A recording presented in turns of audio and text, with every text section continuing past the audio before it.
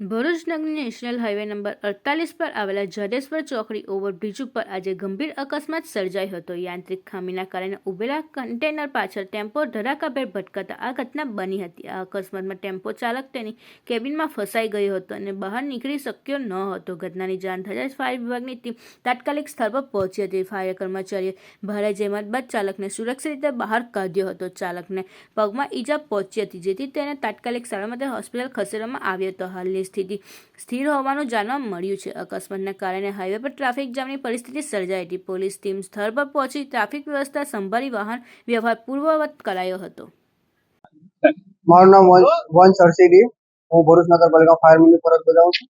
આજ રોજ રાત્રિના દરમિયાન અમને ભરૂચ નગરપાલિકાની અંદર ફાયર વિભાગમાં કોલ મળેલો કે આપણે જાડેશ્વર ચોકડીની ઉપર એક ગાડીમાં ડ્રાઈવર ફસાયેલો છે। કોલ મળતાની તાત્કાલિક અમે ટર્નઆઉટ કાઢેલું રેસ્ક્યુ ગાડી લઈ અને અમે સ્થળ ઉપર પહોંચેલા અને જોઈ ત્યારે સિચ્યુએશન બહુ ગંભીર હાલતમાં હતી। કન્ટેનરની પાછળ આઈસર ગાડી છે, તે ડ્રાઈવર ખૂબ જ ઓલાની રીતે ફસાયેલો હતો। તે અમે રાત મહેનત બાદ ડ્રાઈવરની જીવન બહાર કાઢેલો રેસ્ક્યુ કરેલો।